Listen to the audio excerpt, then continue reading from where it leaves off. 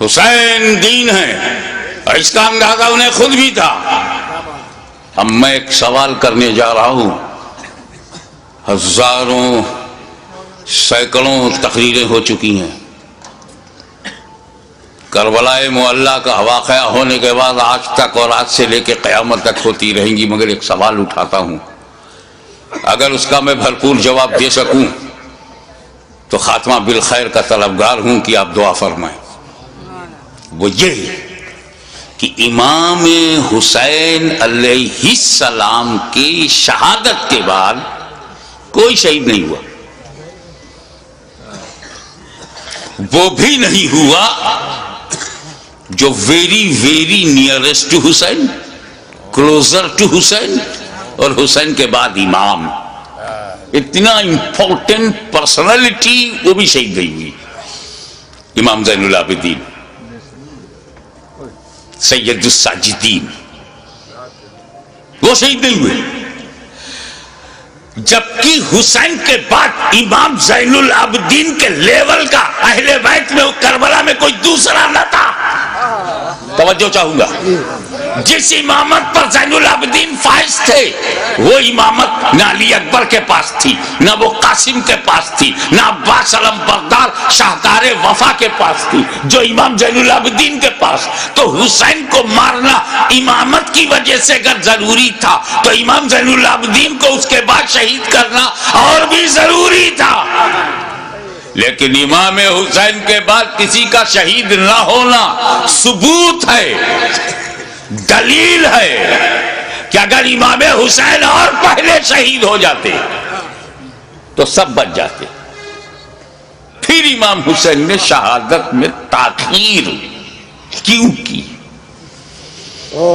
حر کی جگہ خود بڑھ جاتے،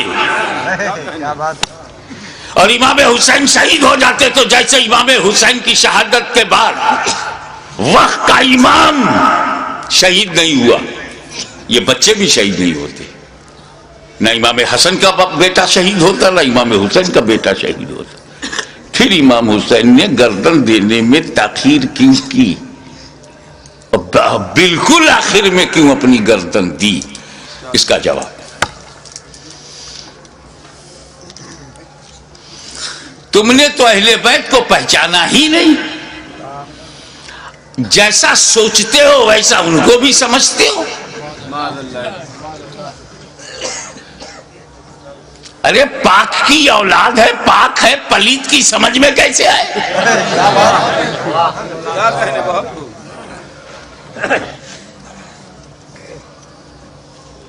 آپ غور فرمائیں کہ جن مکے والوں نے پتھر برسائے، راہوں میں کانٹے بچھائے، شاب ابی طالب میں 2.5 سال تک محاصرے میں رکھا، آب و دانا بند،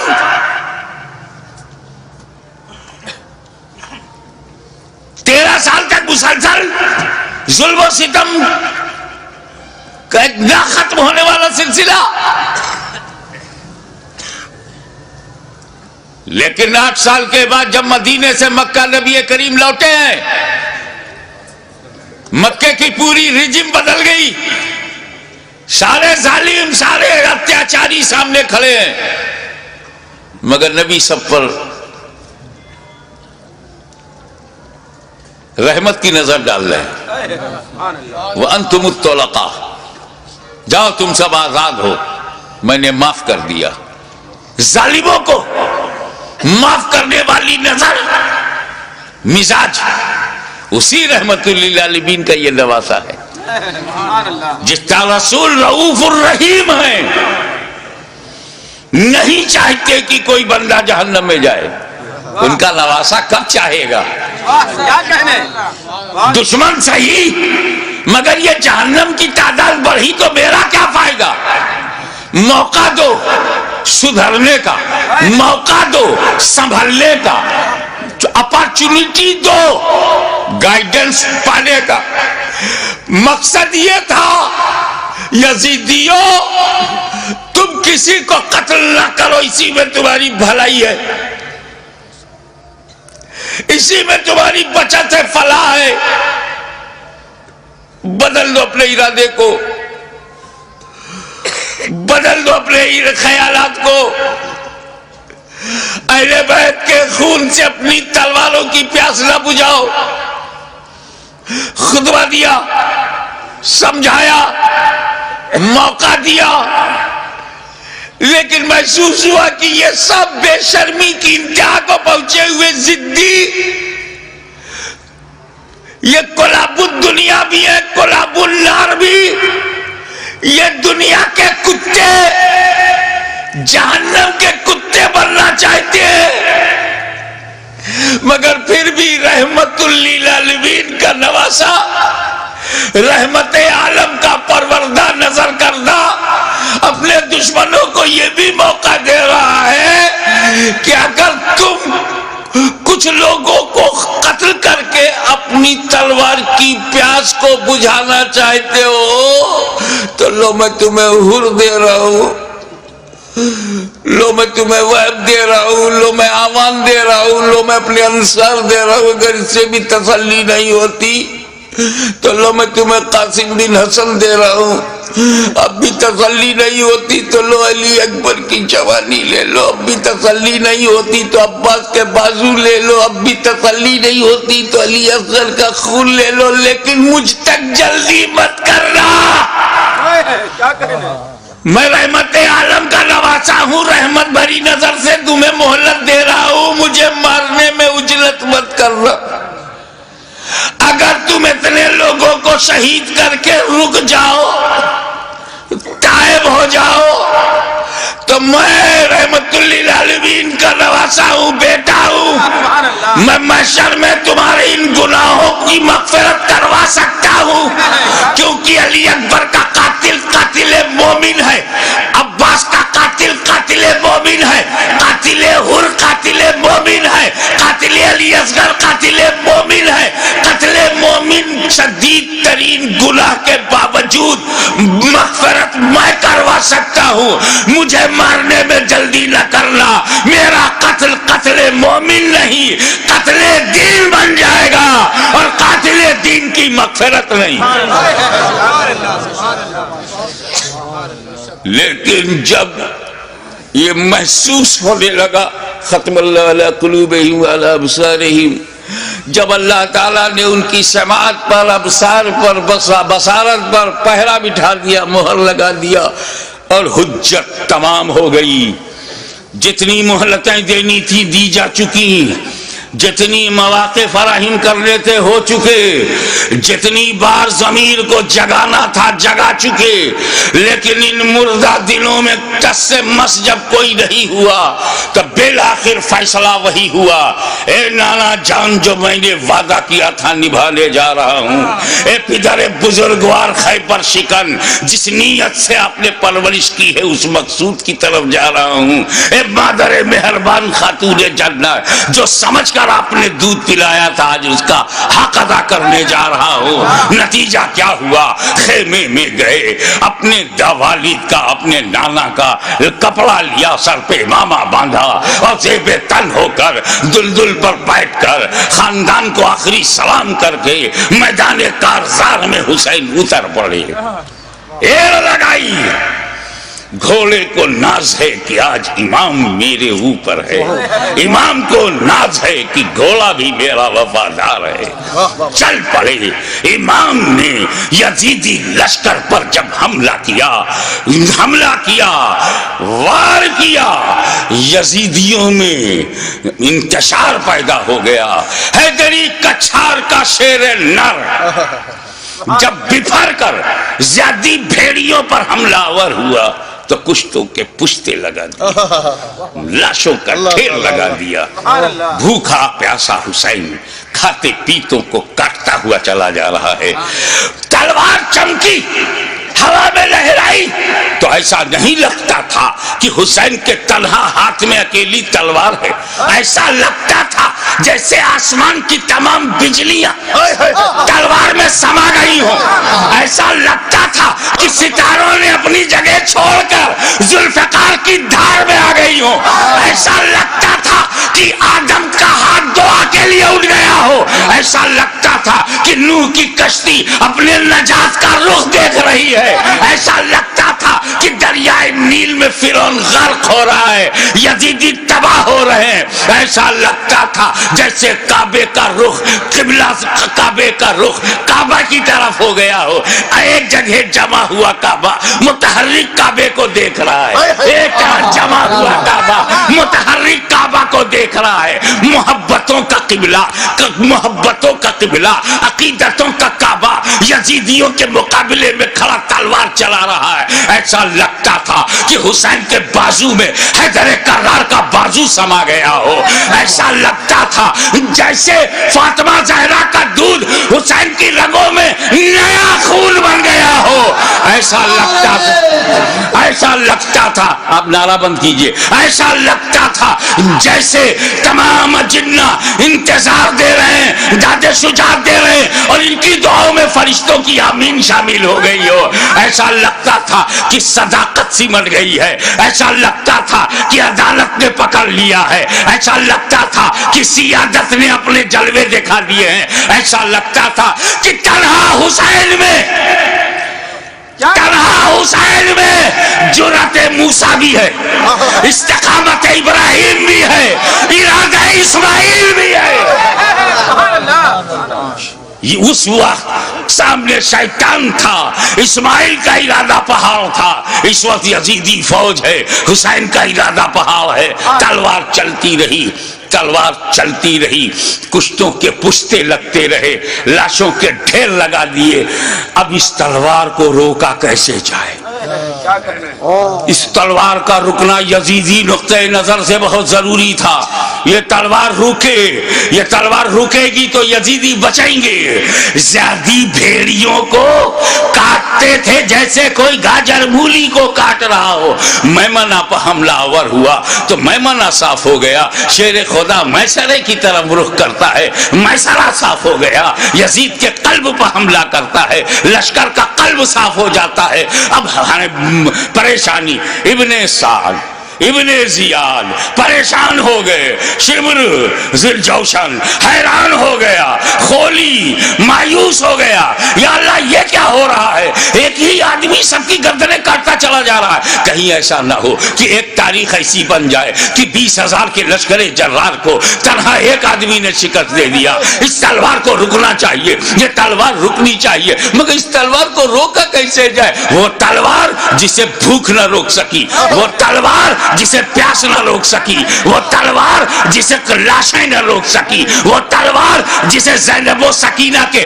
مریض خطر میں آ جانے کا اندیشہ نہ روک سکا, وہ تلوار جسے علی اکبر کی لٹی ہوئی جوانی نہ روکے, وہ تلوار جسے لٹا ہوا قاسم کا شباب نہ روکے, وہ تلوار جسے عباس علم بردار کے کٹے ہوئے بازو نہ روکے, وہ تلوار جسے معصوم اور شیر خوار بچہ علی اصغر کی موت نہ روک سکے. اس تلوار کو کوئی روک نہیں سکتا. زمین بھی تائید میں ہے, آسمان بھی حمایت میں ہے, فضا بھی مددگار ہے. اس تلوار کو کوئی روک نہیں سکتا. وہ تلوار جو بھوک سے نہ رکے, پیاس سے نہ رکے, قتل سے نہ رکے, خیموں میں لاشیں لے جانے سے نہ رکے. اچانک وہ تلوار رک گئی, وہ تلوار رک گئی. بس یہی نازک سا موڑ ہے. وہ تلوار رک گئی, بھوک سے نہیں, پیاس سے نہیں, شہیدوں کی شہادت سے نہیں, بہو بیٹیوں اور بہنوں کے خطرے میں جانے کے اندیشے سے نہیں رکی. وہ تلوار اس لیے رک گئی کہ نماز کا وقت ہو گیا. سبحان اللہ, نماز کا وقت ہو گیا. اتر پڑے زخمی, تیروں سے بدن چھلی,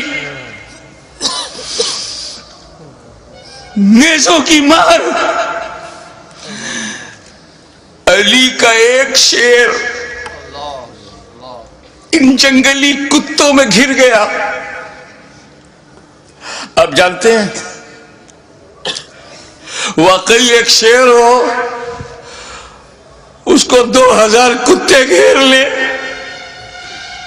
تو کن کن کتوں کو مارے. زخموں سے چور، ہر بدن کے ہر حصے سے لہو. یہ کیسا وضو ہے میرے امام؟ اللہ ہمارے لیے، امت کو بچانے کے لیے رسول پاک نے پیٹ میں پتھر باندھ کے جو امت بنائی تھی اس کو بچانے کے لیے اتنی بڑی قربانی. یا اللہ یا اللہ.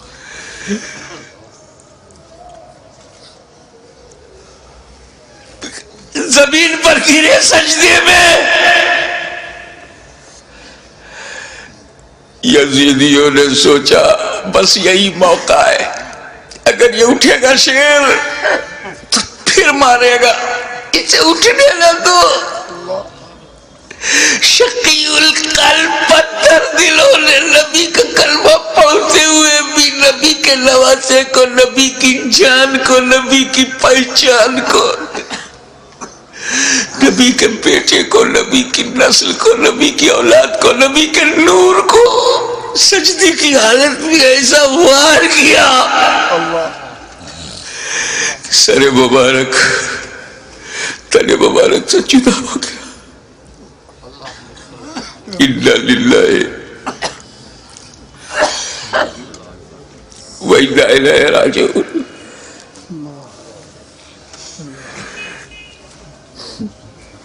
کٹ گیا، گردن کٹ گئی. سنی مسلمانوں، گردن کٹ گئی. کون سی گردن؟ جس کو تمہارا ہمارا نبی چوما کرتا تھا، کٹ گئی.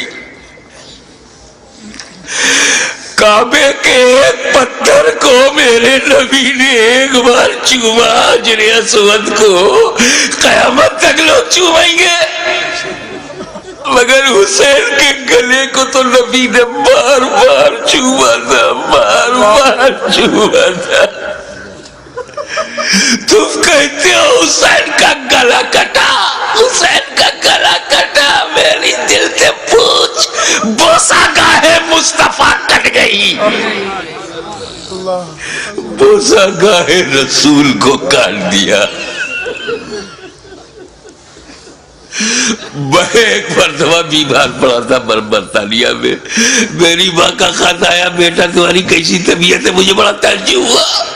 میری ماں کی چوچا شریف میں، وہ انگلینڈ میں، ان کو محسوس کیسے ہوا؟ تو کسی نے سمجھایا یہ ممتا ہے، یہ خون کا رشتہ ہے. تو بیمار پڑ گیا تھا، سر سمندر پار خون کے رشتے نے ماں کے دل میں احساس ڈالا.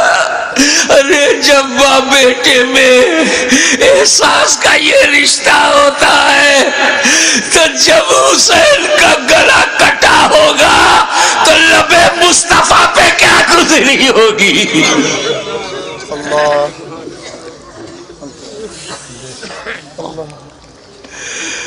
حضرت عبداللہ ابن عباس روایت کرتے ہیں، جو بحقی میں ہے، مشکات میں ہے،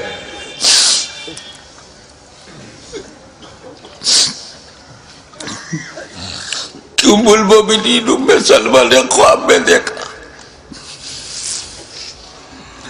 کہ حضور صلی اللہ علیہ وسلم کے ہاتھ میں شیشہ ہے. پوچھا یا رسول اللہ یہ کیا ہے؟ کہا یہ میرے بیٹے حسین اور کربلا کے شہیدوں کا خون میں صبح سے اس میں جمع کر رہا ہوں.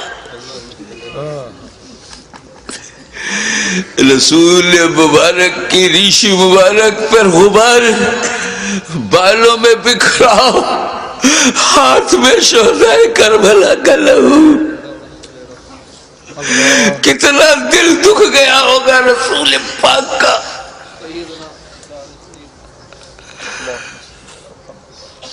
سر کٹا، کیسے بولوں، نہیں کہہ پا رہا ہوں. کسی اور گھر کا واقعہ ہوتا تو میں تفصیل سے بیان کرتا. یہ غم تو میرے اپنے خاندان کا غم ہے، یہ تو اہل بیت کی آزمائش کا. بس یوں سمجھو کہ نیزے پہ اس سر کو اٹھایا ظالموں نے.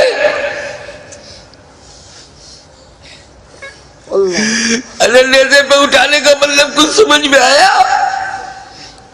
گردن کٹ گئی، نیزے کو رکھا گا اس گلی میں جس سے رسول پاک کا لعاب دہن گزرا تھا، وہ گلا جس سے خاتون جنت کا جنتی دودھ گزرا تھا، جس پر علی مرتضیٰ کے دیے ہوئے لقمے گزرے تھے. امام علی مقام کے گلے میں وہ گلا کٹا ہوا دیکھا ہوگا نا، جب گلا کٹتا ہے تو ایک اسی میں ڈال دیا. ارے جسے نبی چومتے تھے اس پہ تم نے نوکے نیزا.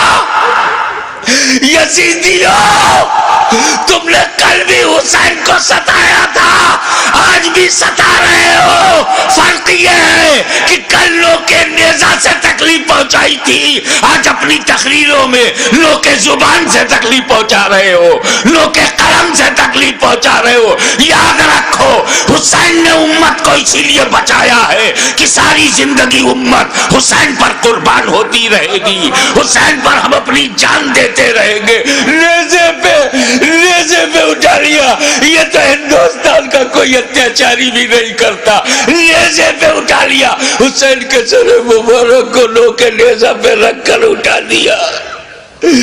جلوس نکالا، نوکے نیزہ پہ بلند کر دیا امام کا سر، اور وہیں سے میرا امام اپنے غلاموں کو آخری درس دے رہا ہے.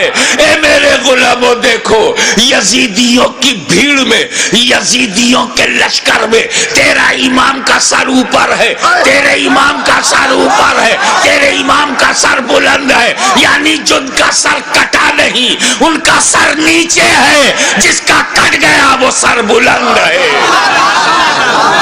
تبھی تو غریب نواز نے کہا سرداد نداد در دست یزید حقا کی بنائے لا الہ حسین. وآخر دعوانا الحمدللہ رب العالمین.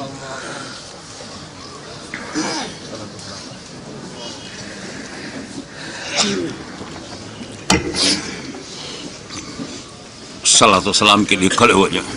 مینائی صاحب.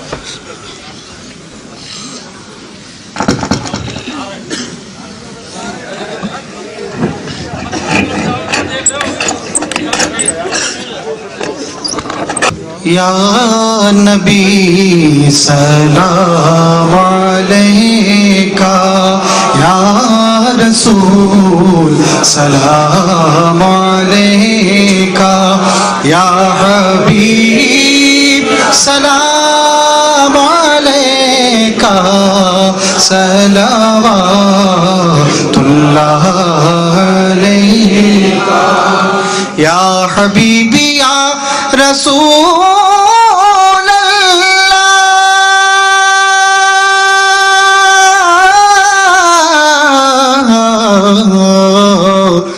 دکھ بھرے نالوں کا صدقہ، ناز کے پالوں کا صدقہ،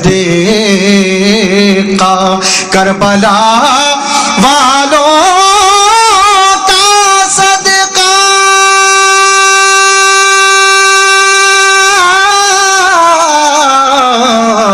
اور بھیک دو لالوں کا صدقہ.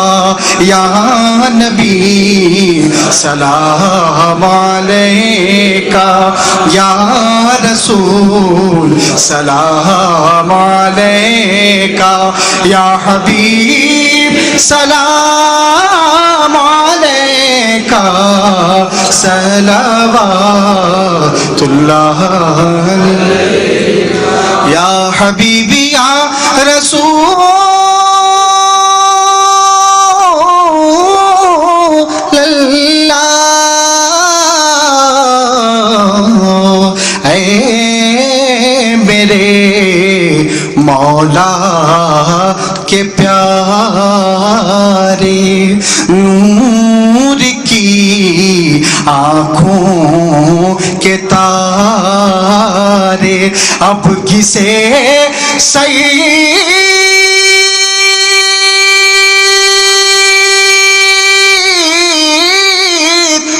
پکارے ہم تمہارے تم ہمارے یا نبی سلام علیکہ یا رسول سلام علیکہ یا حبیب سلام علیکہ صلوات اللہ علیہ الصلاۃ والسلام علیک یا رسول اللہ، الصلاۃ والسلام علیک یا نبی اللہ، الصلاۃ والسلام علیک یا حبیب اللہ وعلی آلک و اصحابک یا نور اللہ۔ حضرات، 8 مارچ کو اسی سمنان گارڈن جو کیمبل روڈ سے آگے ہے، خواجہ پراپرٹی کے پاس،